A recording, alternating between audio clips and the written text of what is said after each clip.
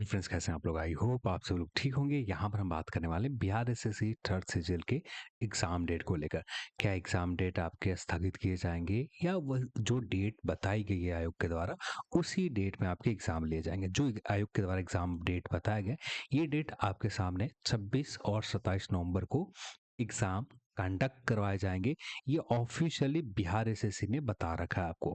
तो अब आपके सामने ये सब कुछ क्लियर कर रखा है कि हम एग्जाम 26 और 27 नवंबर को लेंगे। देन आपके बीच में ये कंफ्यूजन नहीं आना चाहिए था कि एग्जाम क्या पोस्टपोन होंगे। अभी तक लगातार 5 से 6 कॉल आ चुके हैं, क्या एग्जाम स्थगित किए जाएंगे या जो डेट बताई गई उसमें थोड़े बहुत 1 महीने या 15 दिन पोस्टपोन होंगे, इसको लेकर। तो यहाँ पर मैं स्टार्टिंग में ही बता देना चाहता हूँ, किसी भी तरह का एग्जाम डेट स्थगित नहीं होने जा रहे।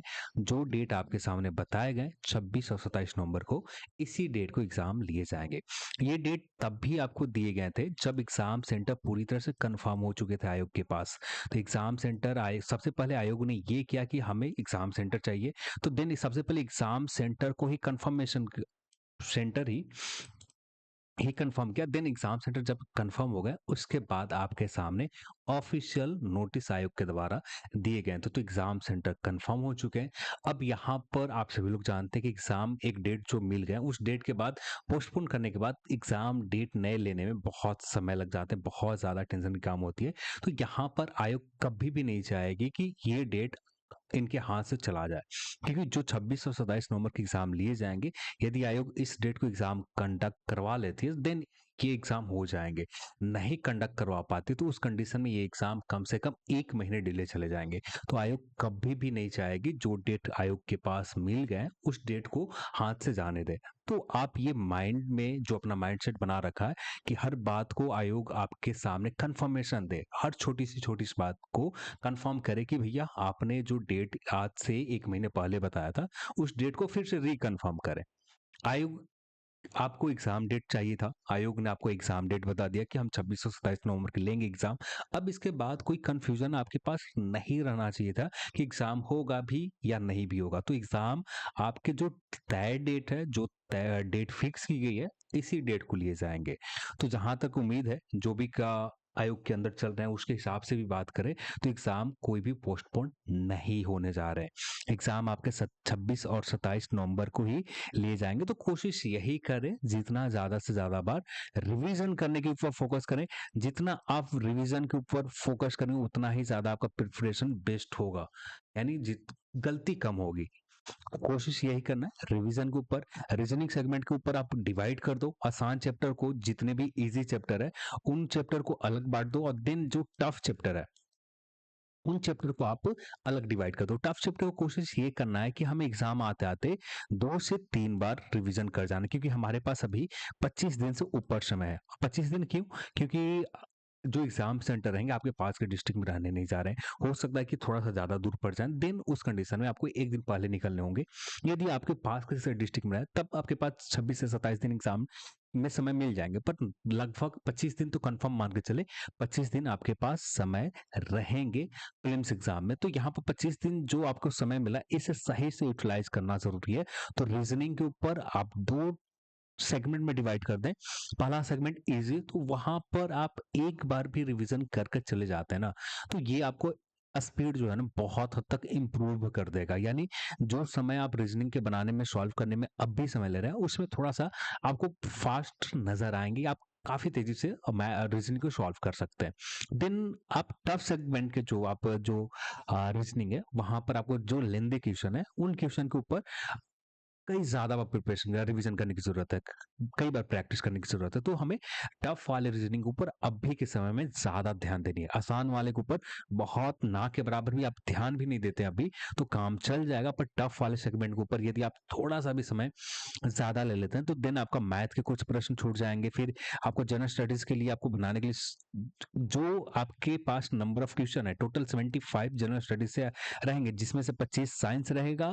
देन आपका 50 क्वेश्चन जनरल स्टडीज से रहेंगे, जो आपका Indian geography, Indian neighbour country and current affair, Indian economic, Indian history, Indian polity, ये सारे प्रश्न रहेंगे। तो देन यहाँ पर आपके सामने जो 75 क्वेश्चन है, यहाँ पर भी कुछ प्रश्न छूटने के चांसेस रहेंगे, तो गलत होने के भी चांसेस रहेंगे।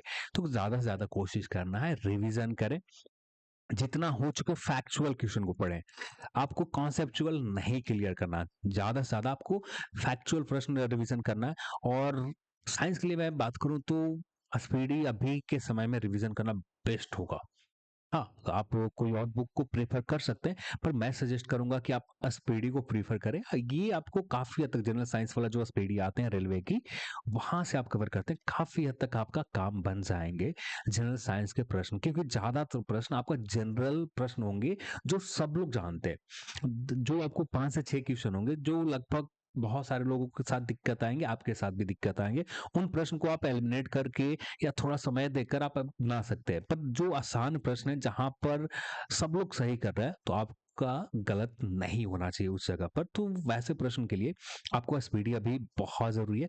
देन यहाँ पर आपको जो जनरल स्टडीज के लिए पेपर है, ज्यादातर आपको फेमस क्वेश्चन ही रहेंगे, वैसे फेमस नहीं रहेंगे, पहले की तरह नहीं रहेंगे, पर हाल फिलहाल में कई बार पूछे गए हो।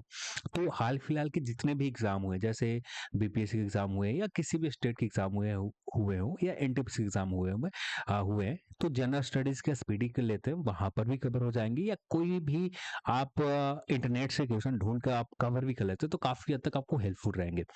तो यहाँ पर लुसेंट लुसेंट आप देख सकते हैं, या आपके पास क्यू मैथ का जो ब्लैक बुक होता है, जो पॉइंटर होता है, ये ले सकते हैं, या किसी भी पब्लिकेशन या घटना जग में पॉइंटर ले सकते हैं, जो भी है।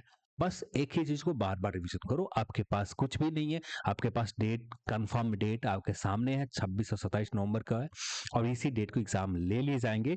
तो हमें यहाँ पर किसी भी तरह के एग्जाम डेट को लेकर कंफ्यूजन अपने माइंड में नहीं रखनी चाहिए। क्लियर माइंड सेट होना चाहिए कि हमारा एग्जाम जो हो रहा है 26 और 27 नवंबर को हो रहे हैं। आयोग अब ये काम नहीं करने लगेगी, भैया एग्जाम आपके पोस्टपोन करने जा रहे हैं, भैया हम लोग एग्जाम इस डेट को लेंगे, आपको हर बात के लिए अवेयर नहीं करेगी। एग्जाम डेट आपको एक बार बता दिया है आयोग ने, उसी डेट को एग्जाम लिया जाएगा। अब ये कब से, जैसे आपने देखा 9 नवंबर के 9 सितंबर को एग्जाम डेट बताया, तो देन आपको एग्जाम डेट कंफर्म है कि आपका इसी डेट को लिए जा रहे हैं। एग्जाम आयोग पागल तो थोड़ी है कि एग्जाम डेट अपना जानबूझकर जो डेट मिले है आयोग उस डेट को आगे बढ़ा ले।